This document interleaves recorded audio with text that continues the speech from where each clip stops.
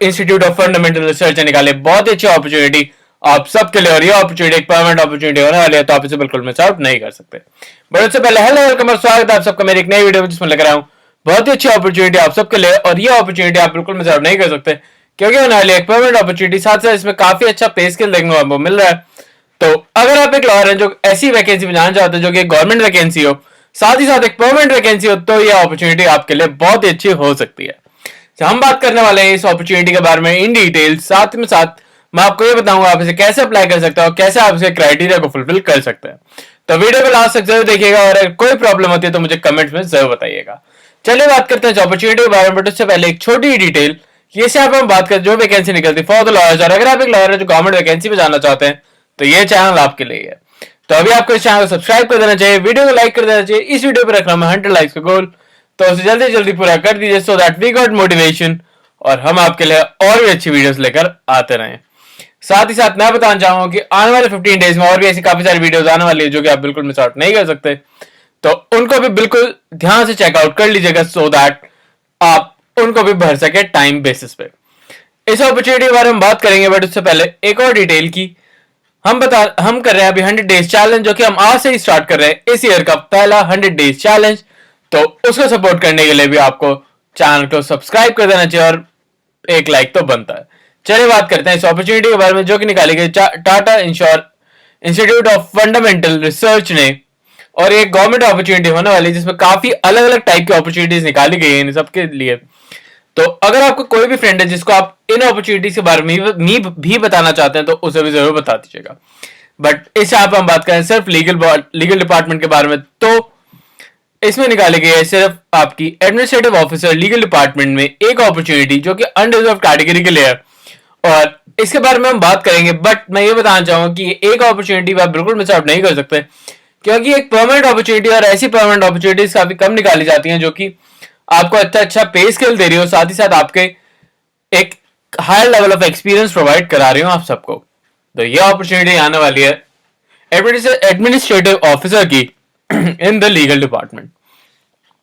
आपकी maximum age होने वाली है इसमें 40 इयर्स की, और अगर आपकी एज 40 इयर्स से कम है तो आप इस अपॉर्चुनिटी के लिए बिल्कुल एलिजिबल हो जाते हो।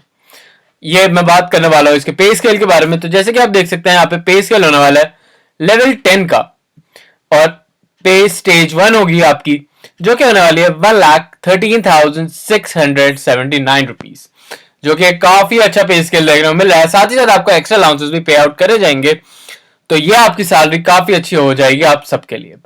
तो अगर आप इस अपॉर्चुनिटी को बढ़ने का इंटरेस्टेड हैं तो मुझे कमेंट्स में जरूर बताइएगा सो दैट मैं आपके लिए एक डिटेल्ड वीडियो बना सकूं कि कैसे आप इसके रिटर्न एग्जाम, जो कि एक डिस्क्लेमर था आपके लिए कि इसमें एक रिटर्न एग्जाम भी होने वाला है, उसके लिए मैं आपको सिलेबस भी सजेस्ट कर सकूं। चलिए बात करते हैं इस अपॉर्चुनिटी के बारे में, और अब हम सीधा चलते हैं इस अपॉर्चुनिटी के डायरेक्ट लिंक पे। तो ये रहा इसका डायरेक्ट लिंक जो कि होने वाला आपका administrative officer in the legal department, और इसकी 1 पोस्ट निकाली गई इन अनरिजर्व कैटेगरी। क्वालिफिकेशन की बात करी जाए तो अगर आपने BLLB या फिर LLB की हुई है विद रिकॉग्नाइज्ड यूनिवर्सिटी, साथ ही साथ आपके पास 60% मार्क्स हैं मिनिमम, तो आप इस अपॉर्चुनिटी के लिए बिल्कुल एलिजिबल हो जाते हैं।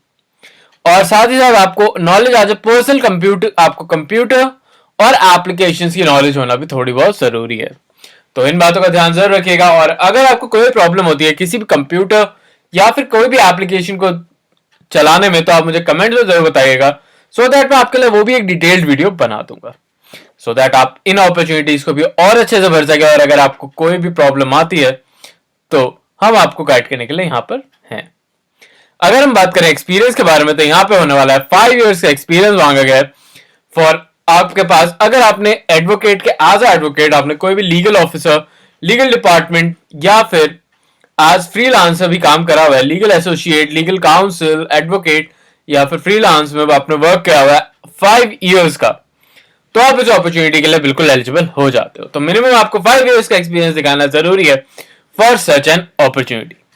अब बात कर लेते हैं डिजायरेबल कैंडिडेट्स के बारे में क्या कहा गया। तो अगर आपने मास्टर डिग्री कर रखी है इन लॉ या फिर कोई डिप्लोमा कर रखा है इन स्पेशलाइज्ड फील्ड ऑफ लॉ, तो आप इनके लिए एक डिजायरेबल कैंडिडेट बन जाते हैं। अगर डिजायरेबल कैंडिडेट की बात करी जाए तो इसमें साफ साफ ये भी लिखा हुआ है अगर आपके पास लीगल अफेयर्स, लिटिगेशन, आर्बिट्रेशन या फिर कंसोलिडेशन, ड्राफ्टिंग या फिर वेटिंग ऑफ वेरियस आर्ग्यूमेंट्स में अगर आपके पास एक्सपीरियंस है तो आप इस अपॉर्चुनिटी के लिए बिल्कुल एक एलिजिबल कैंडिडेट बन जाएंगे। और इस अपॉर्चुनिटी में आपको सिर्फ और सिर्फ ये एक्सपीरियंसेस ही आपका काम आ सकते हैं, क्योंकि जब आप इसका फॉर्म फिल आउट करेंगे तब आपको अपनी एक कॉपी लगानी होगी बार काउंसिल रजिस्ट्रेशन सर्टिफिकेट की। साथ ही साथ आपको एक कॉपी लगानी होगी बार एसोसिएशन से जो भी आपको एक्सपीरियंस सर्टिफिकेट मिलेगा उसकी। तो इन बातों को ध्यान जरूर रखिएगा कि ये एक्सपीरियंस सर्टिफिकेट और अपने बार काउंसिल का रजिस्ट्रेशन सर्टिफिकेट, ये दोनों चीजें आपको लगानी होंगी अटैच करके जब भी आप इसका फॉर्म फिल आउट करेंगे। इसके फॉर्म जो भी फिल आउट करेंगे उसका लिंक मैंने डिस्क्रिप्शन में दे दिया है, आप वहां पर जाके डायरेक्टली इनकी ऑफिशियल वेबसाइट को भी चेक कर सकते हैं। साथ ही साथ लिंक पे भी आप जा सकते हैं जहां पे आप डायरेक्टली इसके फॉर्म को फिल आउट करेंगे। अब अगर हम बात करें नेचर ऑफ वर्क की, तो आपको various legal issues, drafting, letters, notice और एग्रीमेंट्स बनाने को दिए जाएंगे। साथ ही साथ लिस्टिंग ऑफ गवर्नमेंट डिपार्टमेंट के सेक्शंस में जो भी लिस्टिंग होगी वो आपको करनी होगी। लाइसेंसिंग का पार्ट भी आपको करना होगा। ट्रिब्यूनल और कोर्ट के जो भी मैटर्स होंगे वो आपको देखने होंगे। तो यही सारा आपका काम होने वाला है। अगर हम बात करें रिक्रूटमेंट प्रोसेस की तो उसके बारे में भी बात कर लेते हैं। सब लिखा हुआ है कि अगर आपको इसमें एक रिटन टेस्ट, एक स्किल टेस्ट या फिर एक पर्सनल इंटरव्यू देना जरूरी है। तो पहले आपका कंडक्ट कराया जाएगा रिटन टेस्ट, स्किल टेस्ट। तो स्किल टेस्ट आपका कंपलसरी नहीं है, क्योंकि इन्होंने साफ साफ लिखा हुआ है कि या तो आपका स्किल टेस्ट होगा या फिर नहीं। तो ये डिपेंड करेगा आपके ही सिलेक्शन बोर्ड पे। तो स्किल टेस्ट में बेसिकली आपसे ये पूछा जाएगा, जो भी आपसे लॉ रिलेटेड जो भी क्वेश्चंस होंगे वो दिए जाएंगे आपको फिल आउट करने के लिए। तो वो भी आपका हो सकता है, तो उसके लिए भी आपको प्रिपरेशन अभी से स्टार्ट कर देनी चाहिए। साथ ही साथ इसके बाद होगा आपका पर्सनल इंटरव्यू। तो पर्सनल इंटरव्यू में जो भी आपसे क्वेश्चन आउट पूछे जाएंगे, साथ ही साथ उसमें आपके जो भी डॉक्यूमेंट्स होंगे उन्हें चेकआउट करा जाएगा। जो रियल डॉक्यूमेंट्स होंगे तो आपको उनके उस टाइम पे लेके जाने होंगे। साथ ही साथ ये आपका, जैसे कि मैंने आपको बताया, आपका स्किल टेस्ट कोई भी कंपलसरी नहीं है। तो हो सकता है कि आपका स्किल टेस्ट स्किप भी हो जाए। तो इस बात का ध्यान जरूर रखिएगा कि अगर आप इस अपॉर्चुनिटी में जा रहे हैं तो ये भी आपकी सिचुएशन बन सकती है। और आई होप आपको सारे पॉइंट्स क्लियर हो गए हो। और अगर कोई भी पॉइंट आपको क्लियर ना हुआ हो अभी तक तो आप मुझे कमेंट्स में पूछ सकते हैं। अभी के लिए मैं चलता हूं, मिलता हूं आपसे फिर से एक नई अपॉर्चुनिटी, नई जॉब और नई वैकेंसी के साथ। तब तक के लिए आप हमारी प्लेलिस्ट, जनवरी की प्लेलिस्ट में चेकआउट कर सकते हैं। और अगर आपको कोई भी प्रॉब्लम होती है तो मुझे कमेंट्स में जरूर बताइएगा। साथ ही साथ अगर आपको अपने एक्सपीरियंस से रिलेटेड कोई भी ऐसी वैकेंसी चाहिए तो वो भी मुझे जरूर बताइएगा, सो दैट मैं आपके लिए वो भी मैनेज करके ले आऊं। अभी के लिए चलता हूं, मिलता हूं आपसे फिर से एक नई वैकेंसी।